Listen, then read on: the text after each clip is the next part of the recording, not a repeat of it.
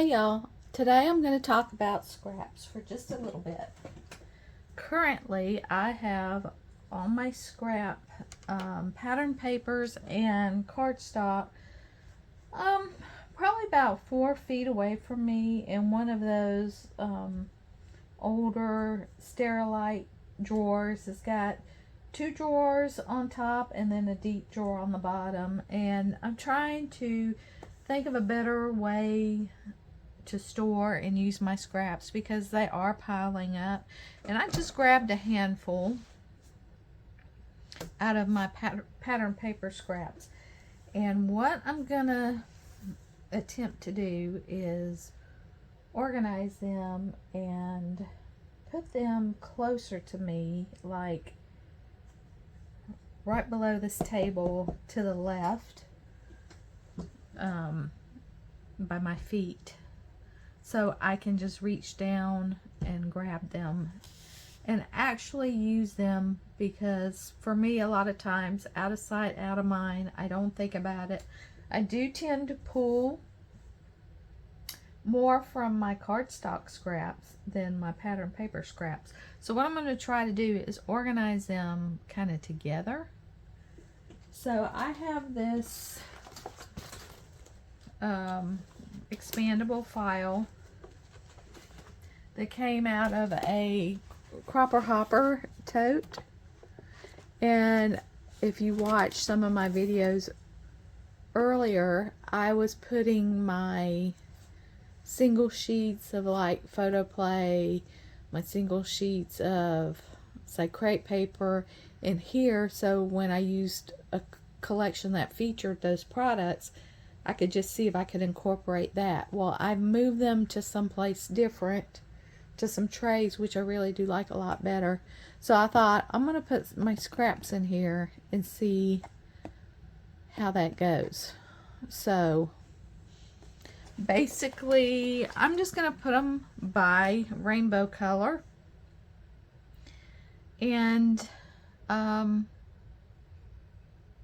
we'll see. I don't know.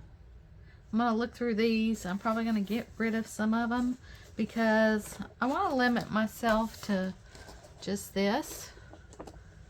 So I'm going to start just looking at them, and I'll do a little bit of that process with you. Like, that's going to go away. I need a place to put the things that are going to go away. This will go on my browns. These are going to go away. The reason I had full sheets of this is because I think I used them. And these were the sheets I had left over. And so I probably said, I'm not going to put these on another scrapbook page. And you know what? I'm done with these, I think. So those will go away. So I'm just going to flip through them real quick.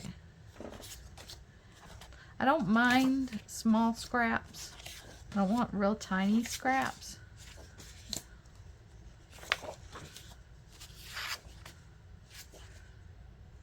I'm going to trash that one.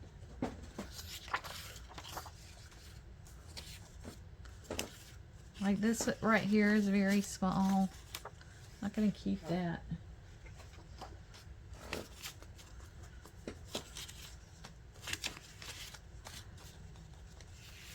I'm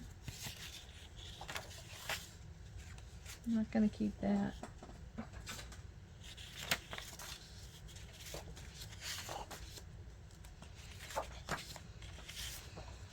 These are awesome for using, especially if you do scrapbook generation sketches. I always use like a striped, a fourth of a piece of striped paper for a little edging.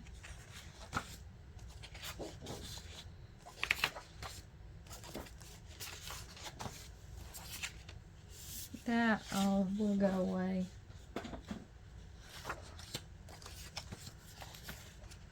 No rhyme or reason, just what either appeals to me or what doesn't. I don't like that color green. This can go. You don't see a lot of purple, so I'll keep that. That's just a sheet of 8.5 by 11.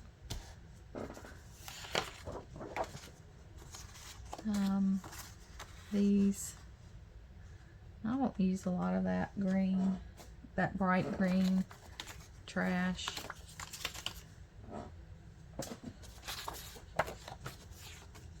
So it probably depends how much I like the piece of paper.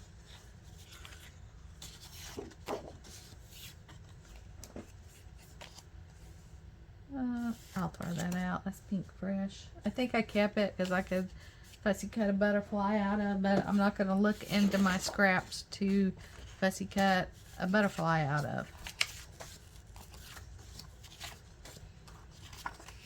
Oh, and you know what? These are little cameras, and I kept so I could fussy cut those. And I believe that's Simple Story, so I will fussy cut those and keep that. This is good old SEI paper. Always going to keep some wood grain as long as it's a decent size.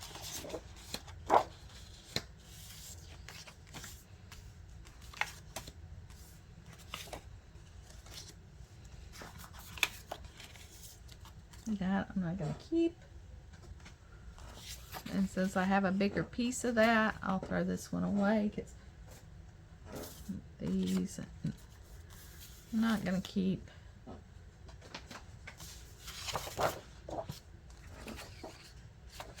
I love Cedar Lane by Pink Paisley.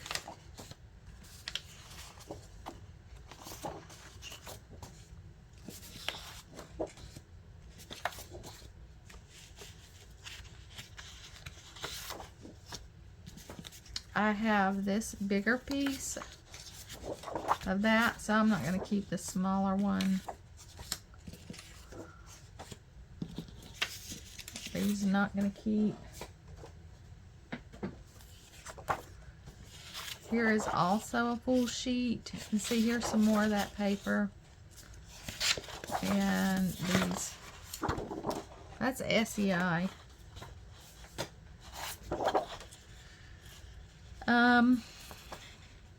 Just because it's SEI, I want to keep it, but I don't think I would use it. I don't use a lot of these word boxes, and I'm not a fan of that. So, and that's what I'm just going to keep continuing to do. So now I'll take these and kind of sort them into here, and just keep going through that process. So we'll see what I end up with when I come back. I am back, and let me tell you, that did not take too long. I actually thought I would finish the project in the next day or so, but I got on a roll. Got my computer right here, was watching some YouTube videos and went through my paper, and I got 2 drawers of scrap paper, 1 pattern paper, and 1 cardstock paper, all in this binder, because my goal is to get that one Sterilite container out of this room so I can put my We Are Memory Keepers project cart in here.